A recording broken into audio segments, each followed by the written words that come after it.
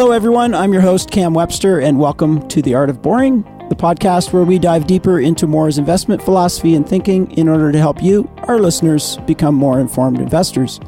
Ultimately, we hope to connect you with the people at Mawer who find excitement in delivering on Be Boring, Make Money. In this episode, we speak with Jeff Mawer, portfolio manager of Mawer's Canadian small cap strategy, about the importance of executive compensation to long-term investment performance. We define typical executive compensation structures and discuss the significance of getting incentives right. In the rapid fire round, Jeff links playing chess to investing and gives us perspective on Steve Jobs' executive pay package. This podcast is for informational purposes only. Information relating to investment approaches or individual investments should not be construed as advice or endorsement. Any views expressed in this podcast are based upon the information available at the time and are subject to change. Jeff Mawer, he's lead portfolio manager at Canadian small cap equities, and we're here to talk about executive compensation. So before we talk about that, Jeff, why don't you give us a little profile on yourself and what you do here at Mawer? Yeah, thanks, Cam. So I've led a pretty boring life. Mawer is the only investment management company I've worked for in my career. I've been here since 2008. I actually started in July, so it's good I had a couple months before the market really crashed. And I got to experience that. But I've actually been part of the Canadian small cap team in that entire decade. So I started as the analyst, probably the second string analyst. I moved up to the first string analyst. I was made co-manager with Martin Ferguson in 2012. And when he retired at the end of 2015, I've taken over. Okay, that's great, Jeff. Thanks for giving us a little context on how long you've been here and what you've been doing since. So what we wanted to do is get into a kind of a discussion around executive compensation. And let's start with, why is it important as an investor to look at executive compensation? And then we'll dig deeper from there. Yeah, it's a topic that's pretty close to my heart. I actually wrote a blog piece about it a couple of years back. And I actually think executive compensation matters a lot because this is the biggest lever that shareholders have. Nowadays, most companies have very diverse shareholders, and oftentimes there's not one controlling family, founder, owner group that can exert a lot of pressure on management teams. And so the structure of compensation managed by the board of directors often is the strongest tool to affect certain types of behavior you want in the team that's running the company for you. I'm trying to maybe take the conversation from cruising altitude to a little more closer to the ground. So why don't we start cruising altitude to talk about what are the different structures out there as far as your experience goes? So you're most experienced in Canadian markets. So let's get a perspective on what actual structures are out there. And maybe then we can dive into what those structures mean in terms of judgments. So generally, there's a few different components of executive compensation. So when we talk about executives, as a publicly traded company, by law in Canada, the company needs to disclose the compensation of the CEO and several other top executives called the named executive officers, or the NEOs. So the CEOs and the NEOs are the compensation that we actually get to see as shareholders. So the structure is, I would say, similar across most companies. There's obviously a base salary, and then there's what's called at-risk compensation. So at-risk is a way of saying pay for performance. So if a company does very poorly, in theory, all of the at-risk compensation could be eliminated, and the executive may only earn the salary. And within the component of at-risk, there's usually several buckets. Typically, executive compensation is structured in two parts, what's called the STIP and the LTIP. So the STIP stands for short-term incentive plan. LTIP, therefore, as you might have guessed, stands for long-term incentive plan. The executive compensation consultants are very creative with their acronyms. Okay. And how much of that would be cash versus non-cash? So at risk, the awards themselves would be backward looking, right? So results have to come in before you can say an executive gets this split between short-term and long-term incentives. Then within short-term and long-term, are there different components, different well, for instance, there'd be cash and some kind of non-cash component. And in an overall pay package, where do these break out? Like, is it 75% base salary and then these other components, or vice versa? No, those are all very good questions, and those are actually some of the things we look for when we analyze the companies we either own or are considering investing in. So typically, we would say the more senior someone is, more of their compensation is at risk. I would say, I haven't done the math itself, but when I look at these companies and analyze them, I'd say on average probably 65%, so about 2/3 of a CEO's compensation is at risk. Okay. So probably 1/3 of their overall total annual comp is based on cash, whereas some of the named executive officers, depending on their seniority and their importance and their ability to influence the overall company's results, they may have maybe half of their compensation is in their base salary. And then to your other point about cash versus non-cash items, so typically the salary is almost always in cash. The next component, the STIP, the short-term incentive plan, cash is usually the majority of that. And for most companies, the short-term incentive plan is anywhere from, call it 20% of someone's take-home compensation to upwards of maybe 40% of their annual take-home compensation.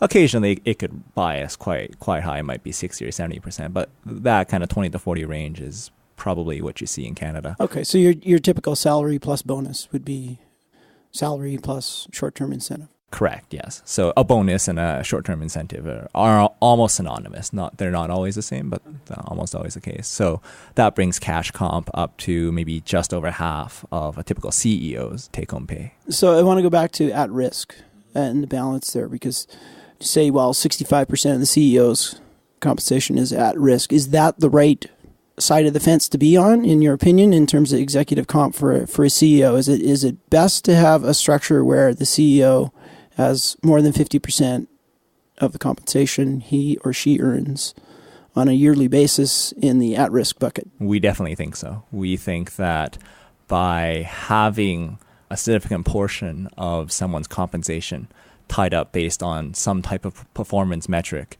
that gives the board of directors a lot of influence and say as to how to compensate or not compensate someone for their performance. So we definitely agree with that trend in corporate Canada. And throughout the portfolio, would you have a sense of what proportion of the portfolio would be on that side of the fence? Or is that the default? Like, is that the norm in small cap Canadian equities? I would say that's the norm in small cap Canadian equities. I haven't done a specific analysis, that's fine. Our portfolio versus the universe, but I'd say it seems pretty similar every compensation plan I open up. Okay. With ranges, of course. Right. So that line of questioning gets more to what kind of criteria do you look at? So you're evaluating a company, and executive compensation is only a component of that. Right. But do you have a checklist? What do you put more weight on? Let's just talk through some of those things in terms of, as an investor, how do you make an informed decision around executive compensation? So taking it back to the 30,000-foot view, Cam, our view is always at Mawer. As many of our listeners know, we focus on buying wealth-creating companies. What that means is companies that can generate high returns on their invested capital. So investor money comes in, and you hope that the management team is making right decisions to invest that money and get high returns back. So within that, there's sort of two components in executive compensation that directly affect your return on invested capital. Okay, and those two are? One is the reasonableness. So obviously, if someone is taking the bulk majority of those returns from the invested capital, the shareholders aren't going to get a good return on invested capital. Okay. Would a private company be different? I would say that would be the same okay. goal, is that there's always a tension between the providers of capital, the shareholders, and the providers of labor, the management teams, right? And there's always a fair balance in that. So reasonableness is looking at what is the fair balance, and we do have a view. The other one is alignment. So there's a fundamental problem in investing called the principal agency problem. The principal, those that have the money, are the investors, the shareholders. They've put in the money into this company to capitalize an initial public offering, And even if the shares have traded hands on the TSX, that dollar was put into the company by shareholders originally. Now, the agent is the management team. So in many cases, they are someone that's been hired in by the shareholders collectively, or the board of directors in that case, on behalf of the shareholders. And so the question is, how can you get someone who is an agent with potentially different goals? Maybe they just want to pad their resume before applying for the CEO position of a large cap company, which is actually something we see sometimes in our small cap companies. Or maybe they're just in there for a big bonus, and they don't actually want to work incredibly hard to create long-term value for shareholders, which is what we as shareholders want. So reasonableness and alignment are definitely two things that we look for. If you were running a screen on Canadian small cap, then if you take those two components, just ballpark, back of the envelope type stuff, what proportion of the investable universe would make it through both a reasonableness, your two criteria? So it depends on how strict we draw the line. I would say from a strictly reasonableness standpoint, probably maybe half of the companies out there would have executive compensation that we think is reasonable. And reasonableness depends on the business model as well. I think some businesses where it's all about a people business and maybe the management team needs to work very hard to motivate people, maybe a slightly higher compensation makes sense, it's justified. Whereas if it's a business like real estate or oil and gas, where a big bulk majority of the wealth being created is because shareholders have put in a lot of capital to build very capital intensive assets, there may need to be a slightly different alignment. Now, if we put the alignment filter on top of that, I'd say very few goes through perfectly. And there's many different issues that come up on the alignment portion. And actually, this is a good time to move to the other part we haven't talked a lot about, which is the long-term incentive plan. Okay. So if we do the math from earlier, roughly half is kind of cash. That means the other half is kind of in this LTIP. So what are these LTIP tools? The most common one, well, even backing up further, LTIPs in theory are trying to tackle that alignment problem. And corporate Canada has done a good job of recognizing that, yes, we need to give executives some type of stock-based compensation to give them alignment. But the underlying assumption is that awarding stock or option is long-term in nature, right? That is the underlying assumption. Okay. So cash usually that's done it within a year. Yep. With stock-based compensation, there are another whole plethora of acronyms that consultants have come up with. So here's where you get your RSUs or PSUs, your DSUs, options. SUs, yeah, stock option, or SOs, stock units, stock options, okay. Sometimes we have SARs as well, which are basically like options.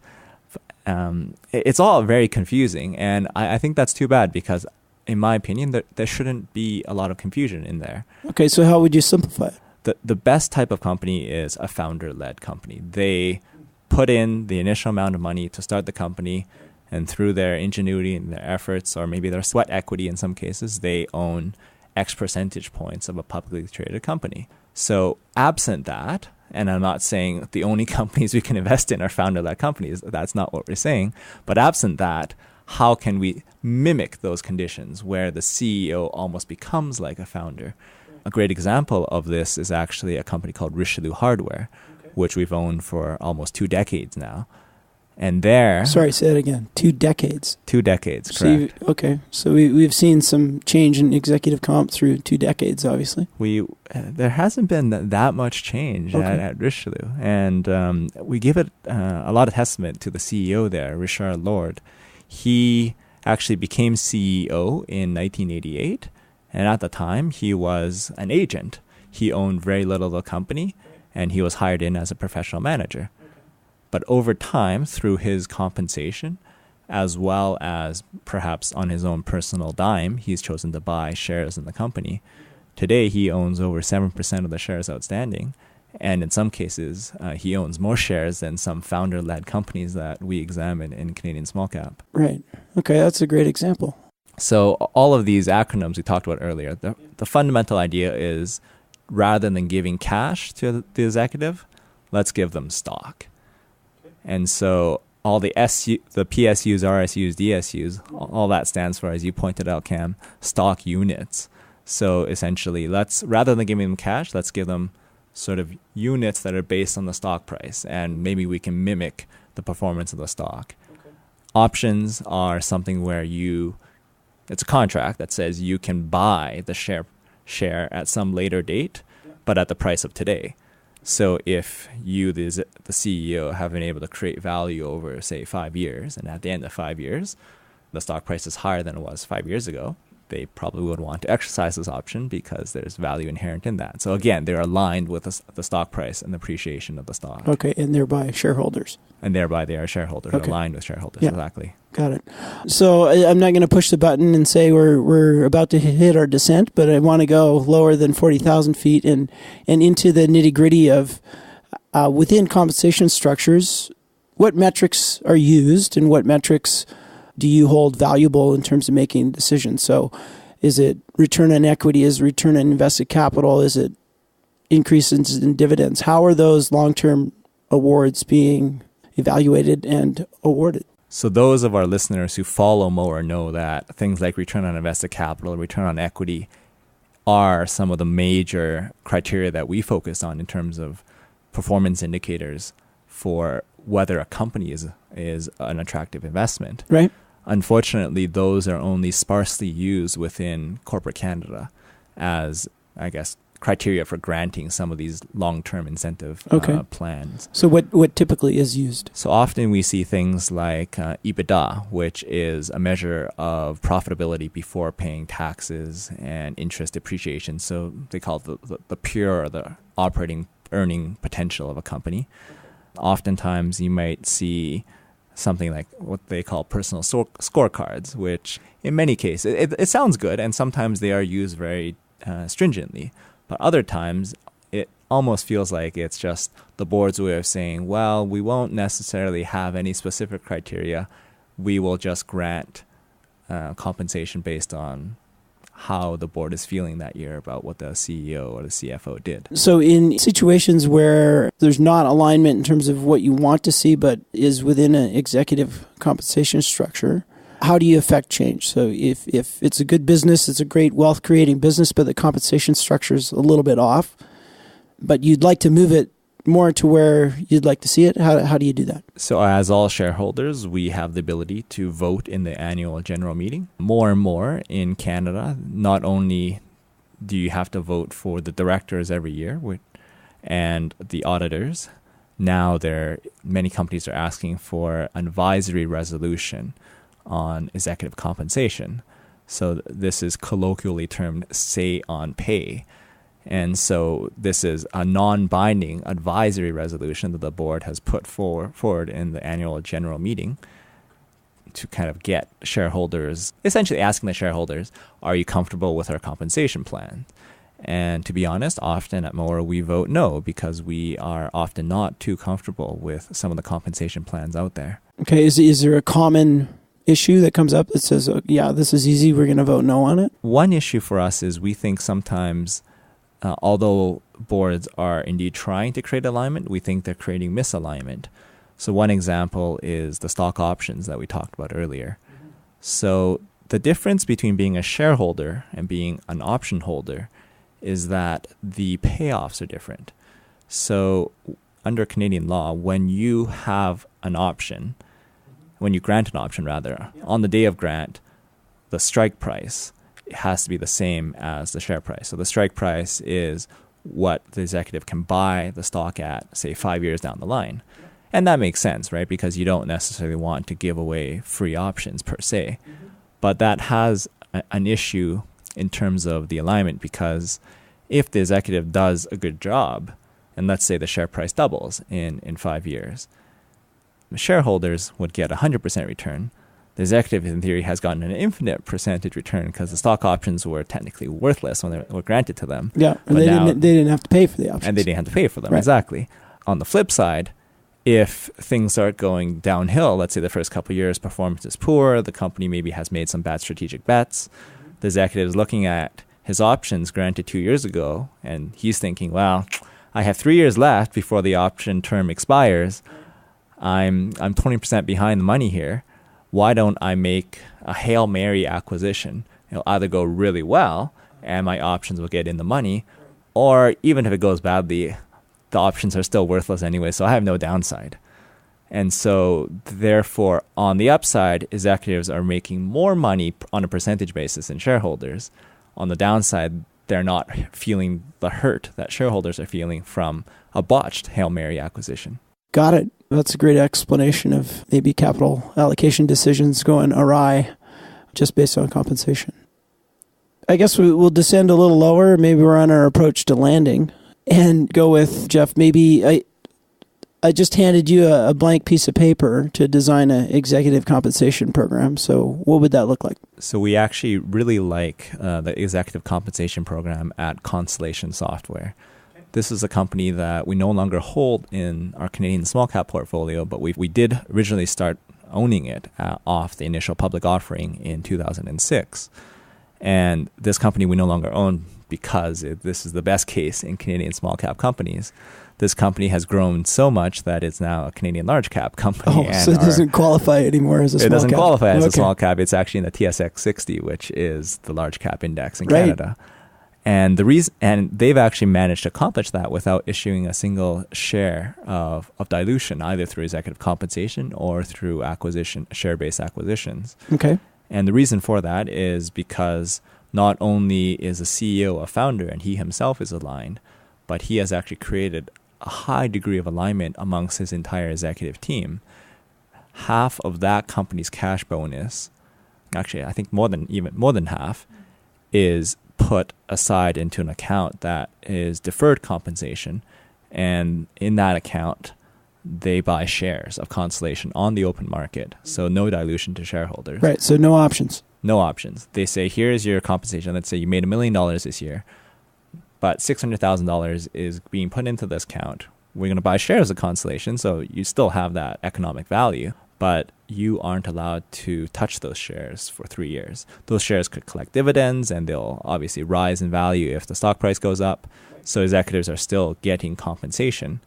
They just aren't allowed to sell them. And therefore, because every year they're getting a bonus, and every year some money is being put aside for 3 years, over time, as you can see, more and more of the executives' deferred compensation is now in the stock of the company they work for, and now they have alignment, and they don't want to make Hail Mary bets to destroy a big part of their deferred compensation. Right. So overall, in terms of named executive CEO at Constellation, what percentage of the company would they own? They would own probably close to 10% today. Of a large cap company? Of a large cap company, yes. Okay, so that's a big difference. Yes. Relative to what's out there. Relative to many large cap companies out there. That's a great example of a form of excellence that we see in the marketplace. So the natural next step is to ask you, what's a really ugly compensation package look like? So a really ugly compensation package, obviously the ones I'm most familiar with are the ones we have invested in before.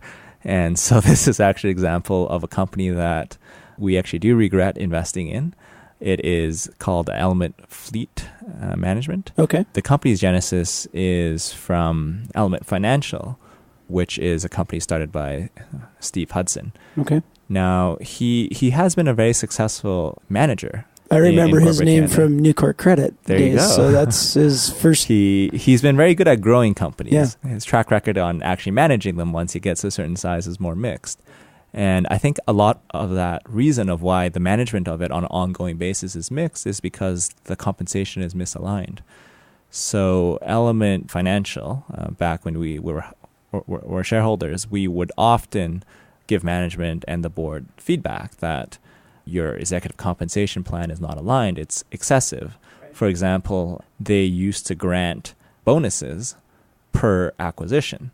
So managements were actually incentivized to make acquisitions. Yeah. And not only that, in some years, more than 50% of their overall compensation was just based on these acquisition-based bonuses. So what did they do? They went. So this is another example of a company that went from small cap to large cap, but they did it through issuing a bunch of shares and making huge acquisitions. And then what's actually happened recently is Steve Hudson actually has moved on from Element Fleet, and troubles appeared in the last 2 years. The stock price has gone from around $16 down to about $5 today. And on the back of various troubles that have come up, we've had to have a call with the chairman of the board, and it sounds like things are on the mend. They understand the issues. They are looking at the alignment of their compensation. We're not sure exactly what happened, but the CEO there has left, and so they are in the search for a new CEO. But very much that was an issue of what happens when companies are misaligned. And this is definitely something that we were aware of, but certainly we thought there were other aspects of the business that were working out well.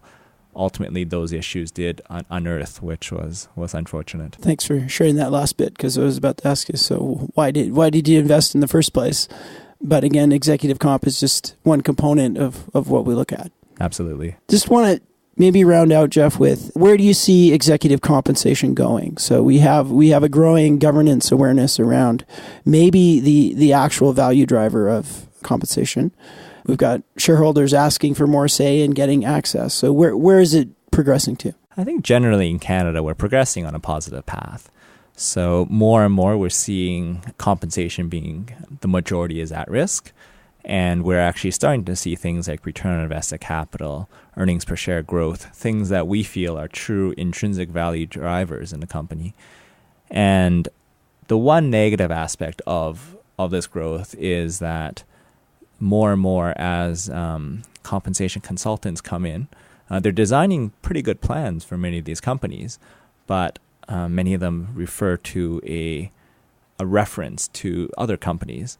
So if you are a company that's in the retail sector and you're, say, a $3 billion market cap company, they would create a list of other companies in Canada in the consumer sector with market capitalization similar to the company that we're talking about. Okay, so instead of absolute, we're looking at relatives. So exactly. You're in this sector, and this bucket of executives earn, for lack of a better, their salaries are all about $1 million. So let's give you $1 million just because. And it's a little bit more of an issue than that, because as you can imagine, nobody wants to be the board that says we are going to pay our CEO below average, because we hired, of course, above average CEO.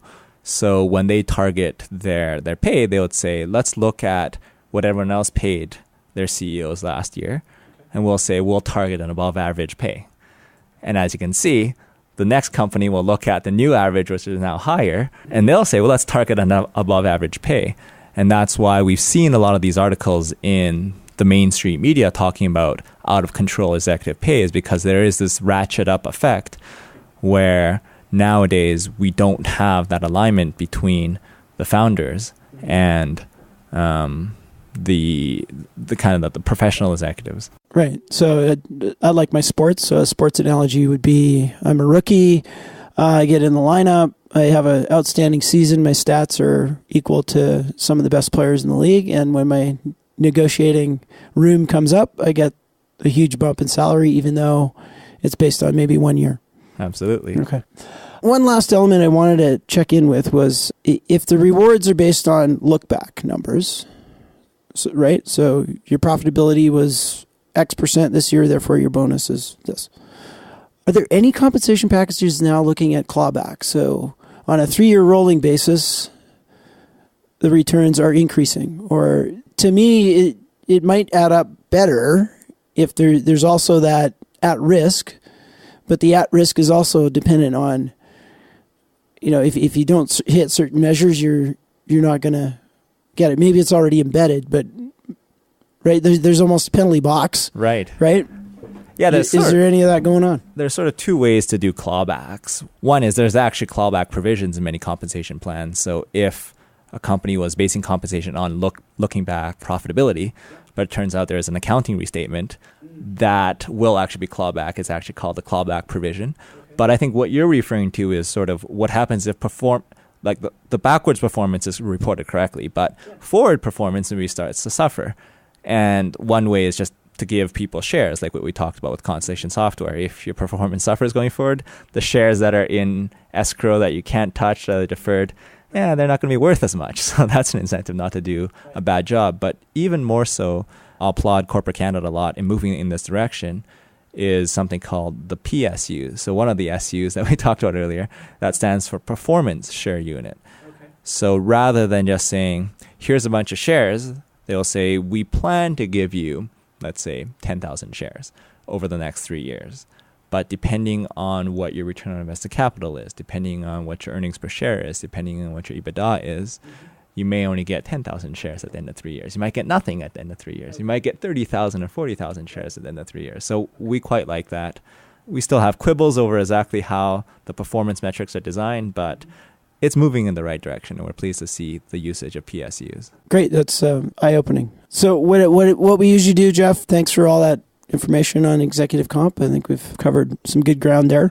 We like to bring it back to the rapid fire round and a little more personal questions. So I know you're a chess player. So I'd like you to draw an analogy between chess and investing, and there you go. Yeah, it's actually interesting. I wrote a piece in my application letter all those years ago, and I'm told that's the reason they wanted to interview me. Is that right? That's what I'm told, I guess. Okay, all right. They could have just been stroking my ego after the fact. But yeah, chess was something I enjoyed through high school and university. I played on the high school and university teams. And I would say chess is like business. It's very strategic. You not only do you have to think about where your pieces are today, but you have to anticipate where your pieces could be in 3 or 5 moves ahead or 3 or 5 years ahead in business. And not only can you just plan out your own pieces, as you know, in chess, you can't just move your pieces around, move after move. You sort of have to let your opponent move as well after you move. Right. So that's where the strategy piece comes in. In business, you always have competitors, and they are also moving and trying to improve their business. And so when we analyze businesses for investment, I very much see a chessboard out there. I look at a company like Stella Jones, and I see their competitor Koppers buying a pole manufacturer in the southeast U.S. And I think, okay, well, what does that do for Stella Jones's competitive positioning? How can they counter that move now that their competitor has gotten stronger? What does that mean for the stock price? And so that's, I find it fascinating. I think it's very relevant. Wow, you get so much about you in like one question. Now we know exactly how you invest. All the secret sauces out there. Yeah, that's right. I actually think you could use playing a game of chess with a CEO as just like, that would be the ultimate test of the CEO. Do you think 3 or 5 steps ahead? Yeah, maybe I'll just play a chess game with them, and that's our investment basis. We'll see how our clients feel. Yeah. What do you like reading outside of investing? I quite enjoy reading biographies on successful business people. I find that the Canadian small cap sphere is often as much about analyzing the business or analyzing management as it is about the business. And so I've completed a couple biographies recently. One was the Ashley Vance biography on Elon Musk. The other was Walter Isaacson's very large tome on Steve Jobs. So, I mean, both great executives did great things in Steve's case. Yeah. Do you know enough about the compensation structures to make a judgment on was Steve Jobs compensated properly, or is Elon Musk currently being compensated properly? There was a little bit less on Elon Musk's compensation. I believe he actually doesn't take too large of a salary, but with Steve Jobs is actually a fascinating scenario because after he came back to Apple, he said, well, I just want to take $1 a year because I am the founder. The company is struggling, as many people would know. Yeah. He came back in and he righted the ship with the iPod and so forth. But there's an interesting chapter where for a long time, the board was actually pushing Steve Jobs to take more than $1 of salary because at that point he was already independently wealthy. But he kept refusing. Eventually he came back to the board about 3 years later and said, well, I travel a lot for work. Do you mind if the company leased a corporate jet? And they said, well, no, that's no problem because that is still a lot less in terms of total compensation than what you typically would pay a CEO. There's the relative argument. There's the relative argument. So the board was happy to do that. Right. 6 months later, Steve Jobs came back and said, oh, no, actually, I want all those options that you were talking about giving me 3 years ago, plus more. So now the board's given him the jet, and now he wants even more options than they were planning to give him. So he was a very mercurial personality. This is why he was able to design some of the products he could, but it came through on compensation as well. In that case, obviously the results speak for themselves, but it probably would have been better if the board held firm to an executive compensation philosophy and structure rather than just bowing to Steve's whims. That's a great way to end the podcast. Thanks for joining us, Jeff. We'll have you on again soon, I'm sure. It was my pleasure, Cam. Thanks. Okay, thanks. Hey everyone, Cam here again. To subscribe to the Art of Boring podcast, go to Mawer, that's mawer.com/podcast. If you enjoyed this episode, leave a review on iTunes, which will help more people discover the Be Boring, Make Money philosophy. Again, thanks for listening.